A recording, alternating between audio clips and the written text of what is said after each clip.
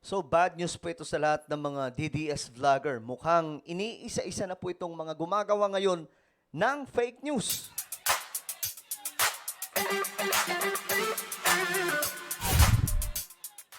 Hello guys, what's up? Magandang oras po sa lahat ng mga nanonood ngayon. At ito mga sangkay, pag-usapan po natin itong isa sa matinding nangyayari ngayon, no? Sa gulo ng politika sa ating bansa. Siguro naman mga sangkay, aminado po tayo no, na ang politika talaga sa Pilipinas ngayon talagang masalimuot. Kaya nga, lagi ko po itong sinasabi sa lahat, huwag po tayo maging panatiko.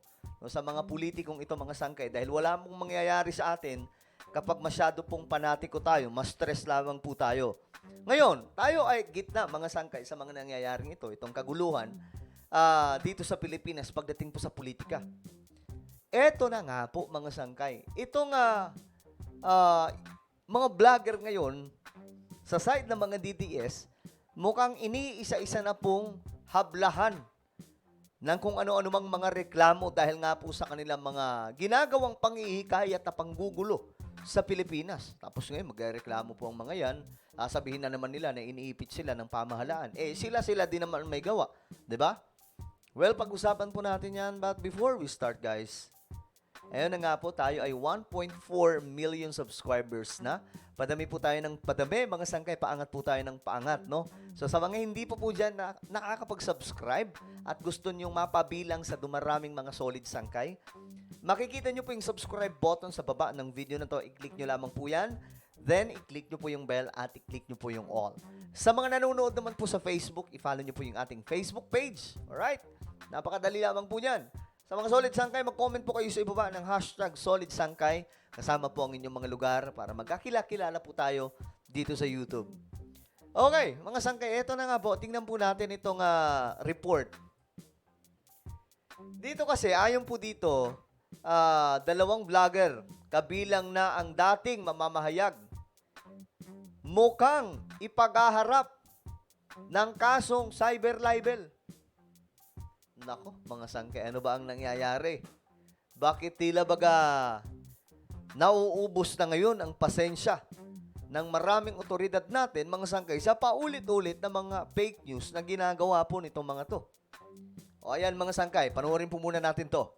At sa ibang balita, nakatakdang magsampa ng panibagong reklamo si PNP CIDG Director, Police Brigadier General Nicolas Torre III. Ako, si General Torre pala ito. Itong magfa-file. Ngayon, mga sangkay, siyempre, sasabihin nila, iipitin, wala, utos ni BBM yan. Ganyan po sila mag-isip mga sangkay. Hindi po nila naiisip na yung kanila mismong ginagawa, bumabalik sa kanila. Yan po talaga yung problema sa kanila. Actually, yan po talaga yung, kumbaga, sakit nila. Hindi po nila naiisip na bago sana sila magsalita, pinag-iisipan muna nila mga sangkay. Ano ba to? Baka naman panghihikayat na ito ng matinding kaguluhan sa Pilipinas. Di ba? At hindi po pwede yan mga sangkay. Sa bansa natin, malaya po tayong magpahayag ng ating mga opinyon, pero dapat may pag-iingat. Mga sangkay, hindi po yung bira lang po ng bira. Kapag ka napuno, mga sangkay, yung binibira at nasampahan ng kaso, sasabihin, pinipressure sila or pinupolitika sila. Diba, mga sangkay? Laban sa mga broadcaster at vlogger na nagpapakalat ng malaking impormasyon ukol sa kanya. Nagbabalita at nagseserbisyo si Marlene Padiernos. Marlene. Ayan na. Jeff, magsasampa muli na pa rin. Wait. Basahin natin to. Nagsugod na ang gaba. Nagsimula ng magbaba ng kaparusahan ng Ama sa mga taong mabuso sa kapangyarihan at nagmalabis sa mga inosenteng religious missionary ng KOJC. Isinugod sa pagamutan ng isa sa isinugod sa pagamutan ng isa sa namuno sa pagkubkob sa religious compound ng Kingdom. Jeff, magsasampa. Those who live in the tower of power shall one day fall to the ground. Okay, sige. Yan po daw yung isa sa mga post nitong sinasabing si Jay Sonza. Jeff, magsasampa muli ng panibagong kaso si PNP CIDG Director, Police Brigadier General Nicolas Torre III. Yung nauna nga po mga sangkay, no, yung isa pong dating militar na nag-resign na ang pangalan po ay Dado. Actually, di ko naman po masyadong kilala itong mga sangkay. Di ba nga po kasi hindi na po tayo tulad dati na nakikipagbardagulan po tayo. So, wala po tayong time na manaliksik kung sino-sino itong mga sangkay. Ngayon lamang po natin nalalaman. Maliban po dito kay Jason sa kasi matagal ko na po siyang napapanood eh. Laban sa mga individual na nagpapakalat ng maling impormasyon laban sa kanya. Ito mga sangkay. Sabi po dito, isinugod daw sa ospital si General Nicolas Torre. Question mark, no? Pwede ba yun? Masampahan ng kaso? Kahit question mark? Sabi dito, ano kaya ang sakit niya? Mukhang malala. Padalhan kaya siya ng bulaklak ng Malacanang? O baka KOJC pa mauna mag-pray para sa kanya at magpadala ng bulaklak?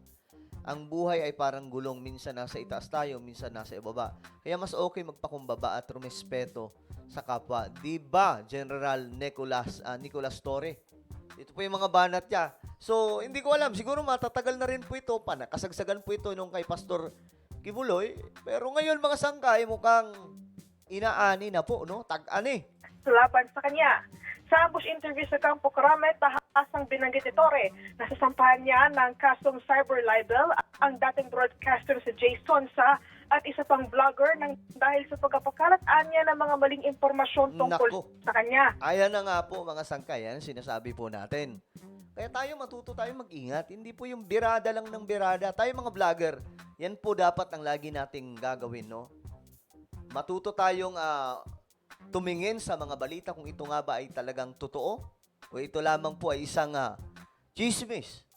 Kasi pwede po tayong balikan. Actually, yan po yung natutunan ko mga sangkay nung kasi dati, di ba, nakikipagbardagulan po tayo. Talagang berada lang po tayo ng bera. Pero habang tumatagal mga sangkay, naiintindihan po natin na dapat pala hindi ganoon. Hindi yung bera lang po ng bera. Kasi pwedeng bumalik sa'yo yan eh. So ngayon, eto na ang nangyayari sa kanila. Ini-isa-isa na po sila. Mga larawan at pahayag na nagpapakitang isinugod umano sa pag-abutan si Torre dahil sa malubhang karamdaman dahil sa umunoy marahas itong pagkubkob sa KOJC compound. Ang mga tinutukoy ng general na mga ebidensya nagpapatunay na ipinapakalat ng fake news na mga ito laban sa kanya. Gate naman ng CIDG Director, fake at Photoshop ang mga larawang kumakalat ukol dito. Ayun lang kung na-Photoshop. Ayun lang, doon talaga yon. Cyber libel talaga ang abot niyan, mga sangkay.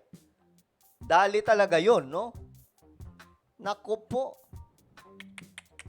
Yan ang sinasabi po natin. Ang hihilig kasi mag-Photoshop. 'Di ba? Ang hilig mag-edit.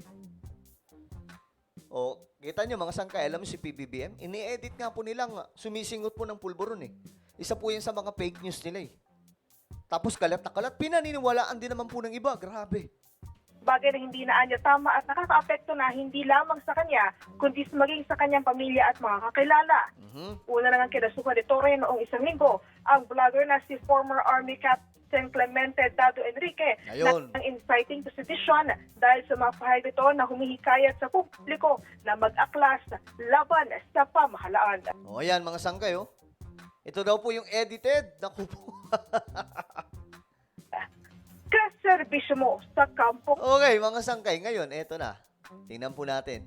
This week, makaluwag-luwag lang ako yung mga nag-post na ako'y na-hospital, na ako'y nagkasakit, di ba? I'm going to file cyber libel case against them kasi ang tinatamaan kasi ang pamilya ko eh.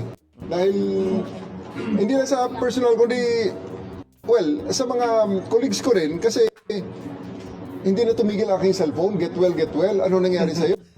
Ano sakit mo? So it's really a foul na. Okay, so ayan na mga sangkay, no? Iisa-isahin na po ngayon yung lahat na may mga atrasong mga DDS vlogger na gumawa po ng mga fake news. So good luck po sa inyong lahat. Ako po ay nagdadasal para sa inyong kapayapaan, sa inyong isipan, no? Kasi wala eh, di kayo nag-iingat kasi yung sinasabi po natin, dapat maging ano tayo, maging maayos tayo sa mga sinasabi natin. Pwede po kasi yung bumalik talaga yan sa atin eh. Halimbawa na lang, fake news yan. Tapos, wala pa naman po doon si PRRD sa Malacanang, so hindi po talaga kayo may pagtatanggol. So, ayun mga sangkay, babalik talaga yan sa kanila. 'Di ba? Well, ano po ang inyong opinion? Mga sangkay, pabor ba kayo sa gagawin ni General Torre? I-comment nyo sa ibaba ang inyong mga opinion.